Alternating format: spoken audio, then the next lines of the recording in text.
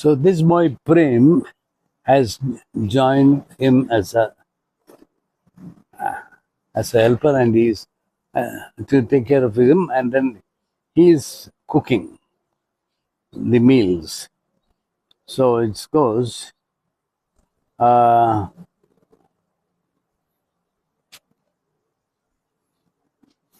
so he has come, left his village, and he has come looking for a job. I looked at him, grinned, and he looked away and began rubbing his feet. Your name is Prem Singh. All right, Prem, I'll try to do something for you. I did not see him for a couple of weeks. I forgot about finding him a job. But when I met him again on the road to the bazaar, he told me that he had got a temporary job in the survey, looking after the surveyors' tents. Next week, we'll be going to Rajasthan, he said. It will be very hot. Have you been in the desert before? I asked. No, sir. It's not like in the hills. It's far away from home. I know, but I have no choice in the matter. I have to collect some money in order to get married. In this region, there was a bride price, usually of 2,000 rupees. Do you have to get married so soon? I asked. He asked. I have only one brother, and he is still very young. My mother is not well. She needs a daughter-in-law to help her in the fields and the house and with the cows. We are a small family, so the work is greater. Every family has its few terraced fields, narrow and stony, usually perched on a hillside above a stream or river. They grow rice, barley, maize, potatoes, just enough to live on. Even if their produce is sufficient for marketing, the absence of roads makes it difficult to get the product produced to the market towns. There is no money to be earned in the villages, and money is needed for sew clothes, for soap, medicines, and for recovering the family jewelry from the money lenders. So, the young men leave their villages to find work, and to find work, they must go to the plains. The lucky ones get into the army. Others enter domestic service or take jobs in garages, hotels, and wayside tea shops or schools. In Missouri, the main attraction is a large number of schools which employ cooks and bearers. But the schools were full when Prem arrived. He had been to the recruiting center at Roorkee, hoping to get into the army, but they found a deformity in his right foot, the result of a bone broken when a landslip carried him away one dark monsoon night. He was lucky, he said, that it was only his foot and not his head that had been cracked. He came to the house to inform his uncle about the job and to say goodbye. I thought, another nice person I probably won't see again. Another ship passing in the night, the friendly twinkle of its lights soon vanishing into the darkness. I said, come again, held his smile with mine so that I could remember them better, and returned to my study and my typewriter. The typewriter is the repository of a writer's loneliness. It stares unsympathetically back at him every day, doing its best to be discouraging. Maybe I'll go back to the old fashioned quill and pen and marble inkstand. Then I can feel like a real writer, like Balzac or Dickens, scratching away into the endless reaches of the night. Of course, the days and nights are seemingly shorter than they need to be. They must be, otherwise, why do we hurry so much and achieve so little? By the standards of the past. Prem goes, disappears into the vast, faceless cities of the plains, and a year slips by, or rather I do, And then he's there again, thinner, darker, and still smiling and still looking for a job. I should have known that the hillmen don't disappear altogether. The spirit haunted rocks don't let their people wander too far, lest they lose them forever.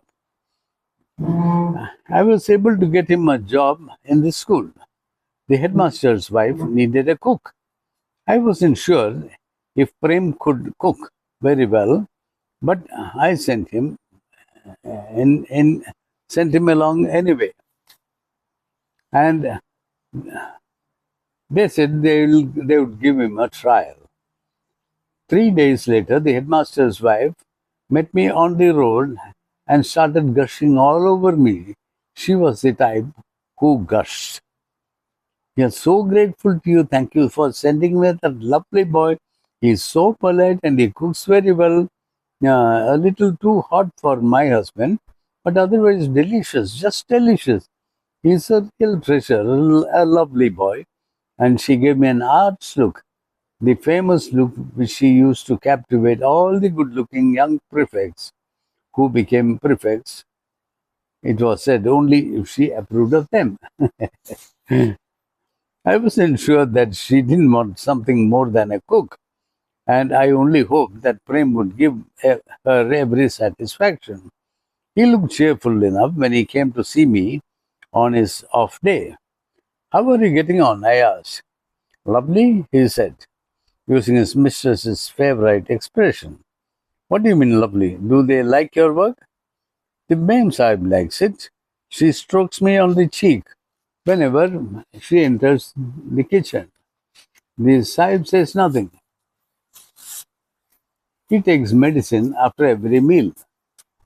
Did he always take medicine or only after you started cooking for him? I'm not sure. I think he's always been sick. He was sleeping in the headmaster's veranda and getting very.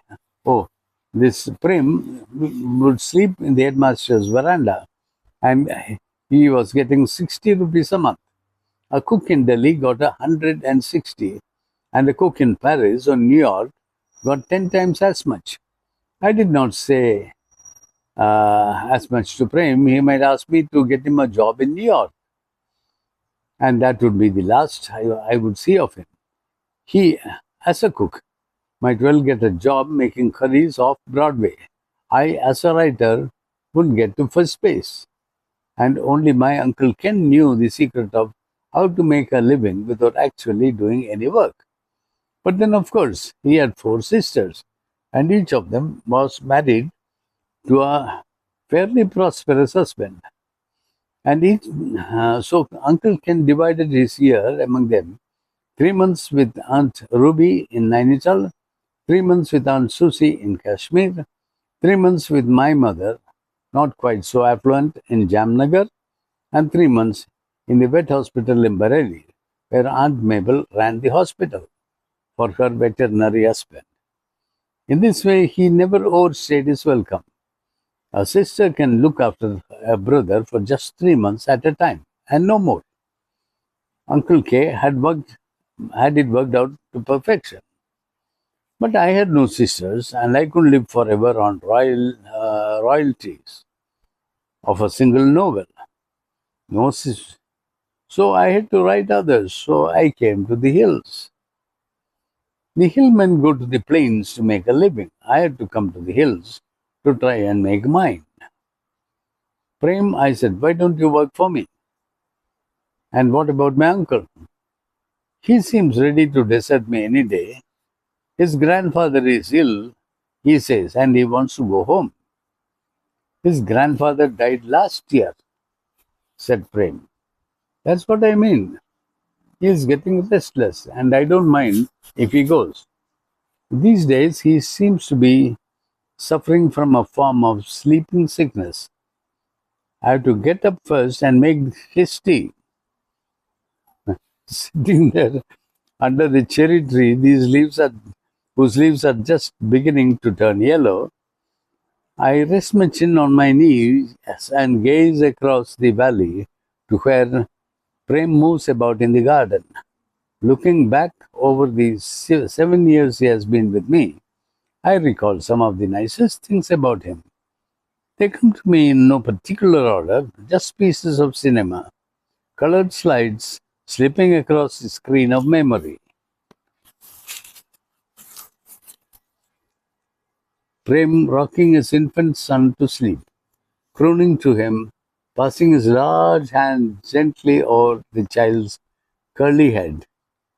Prem following me down to the police station when I was arrested on a warrant from Bombay, charging me with writing an allegedly obscene short story, and waiting outside until I reappeared.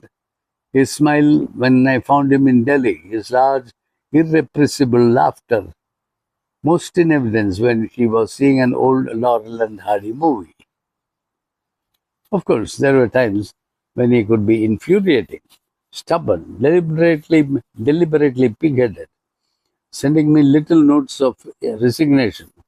But I never found it difficult to overlook these little acts of self-indulgence. He had brought much love and laughter into my life, and what more could a lonely man ask for? It was a stubborn streak that limited the length of his stay in the headmaster's household.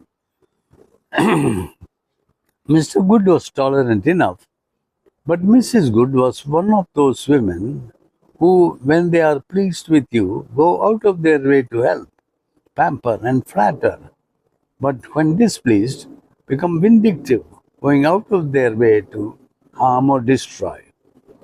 Mrs. Good sought power over her husband, her dog, her favorite pupils, her servant. She had absolute power over the husband and the dog, partial power over her slightly bewildered pupils. Oh, and none at all over Prem, who missed the subtleties of her designs upon his soul. He did not respond to her mothering, or to the way in which she tweaked him on the cheeks, brushed against him in the kitchen, and made admiring remarks about his looks and physique. Mem Sahibs, he knew, were not for him. So he kept a stony face and went diligently about his duties. And she felt slighted, put in her place. Her liking turned to dislike. Instead of admiring remarks, she began making disparaging remarks about his looks, his clothes, his manners. She found fault with his cooking. No longer was it lovely. She even accused him of taking away the dog's meat and giving it to the poor family living on the hillside. No more heinous crime can be imagined than taking away food. Mr. Good threatened him with dismissal, so Prem became stubborn. The following day, he withheld the dog's food altogether, threw it down the khud, where it was seized upon by innumerable strays, and went off to the pictures. This was the end of his job. I'll have to go home now, he told me. I won't get another job in the area. The ma'am will see to that. Sorry, stay a few days, I said. I have only enough money with me with which to get home, he said. Keep it for going home. You can stay with me for a few days while you look around. Your uncle won't mind sharing his food with you. His uncle did mind. He did not like the idea of working for his nephew as well. It seemed to him no part of his duties, and he was apprehensive that Prem might get his job. So Prem stayed no longer than a week. Here on the knoll, the grass is just beginning to turn October yellow. The first clouds approaching winter cover the sky. The trees are very still. The birds are silent. Only a cricket keeps singing on the oak tree.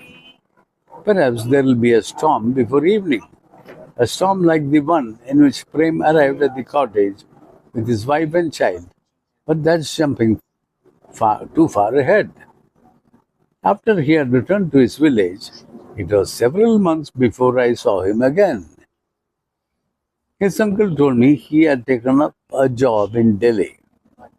There was an address. It did not seem complete, but I resolved that when I was next in Delhi, I would try to see him. The opportunity came in May, as the hot winds of summer blew across the plains. It was a time of the year when people who can afford it try to get away to the hills. I dislike New Delhi at the best of times, and I hate it in summer. People compete with each other in being bad tempered and mean, but I had to go down. I don't remember why, but it must have seemed very necessary at that time. And I took the opportunity to try and see Prem. Nothing went right for me. Of course, the address was all wrong, and I wandered about in a remote, dusty, treeless colony called Vasant Vihar, Spring Garden, for over 2 hours, asking all the domestic servants I came across if they could put me in touch with Prem Singh of village Koli, Pauri Garhwal. There were innumerable Prem Singhs, but apparently none who belonged to village Koli. I returned to my hotel and took 2 days to recover from heat stroke before returning to Mussoorie, thanking God for mountains. And then the uncle gave notice. He had found a better paid job in Dehradun and was anxious to be off. I didn't try to stop him. For the next 6 months, I lived in the cottage without any help. I did not find this difficult. I was used to living alone. It was in service that I needed but companionship. In the cottage, it was very quiet. The ghosts of long dead residents were sympathetic but unobtrusive. The song of the whistling thrush was beautiful, but I knew he was not singing for me.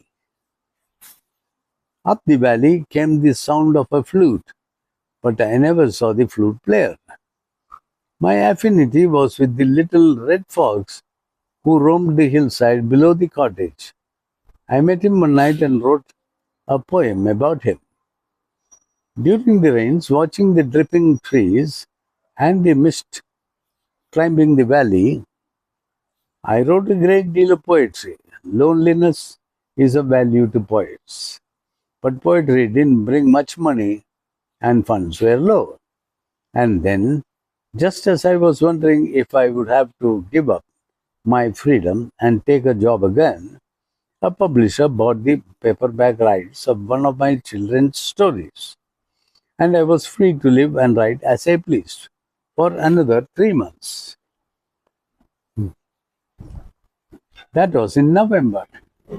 To celebrate, I took a long walk through the Landor Bazaar and up the Terry Road. It was a good day for walking, and it was dark by the time I returned to the outskirts of the town. Someone stood waiting for me on the road above the cottage. I hurried past him. If not for myself, who will be for me? And if I am not for others, who am I? And if not now, when? I startled myself with the memory of these words of Hillel, the ancient Hebrew sage. I walked back to the shadows where the youth stood and saw it was Prem. Prem, I said, why are you sitting out there in the cold? Why did you not go to the house? I went, sir, but there was a lock on the door. I thought you had gone away. And you are going to remain here on the road until I came back? Only for tonight. I would have gone down to Dera in the morning. Come on, let's go home. I've been waiting for you. I looked for you in Delhi but could not find the place where you were working. Oh, I left them now, he said. And you left, and your uncle has left me. So, will you work for me now? For as long as you wish, he said. For as long as the gods wish, I said. We did not go straight home, but returned to the bazaar and took our meal in the Sindhi sweet shop, hot puris and strong sweet tea. We walked home together in the bright moonlight. I felt sorry for the little fox dancing alone. That was 20 years ago, and Prem and his wife and 3 children are still with me. But we live in a different house now on another hill. That was that story, and I hope you liked it. So I'll stop here for now. Thank you.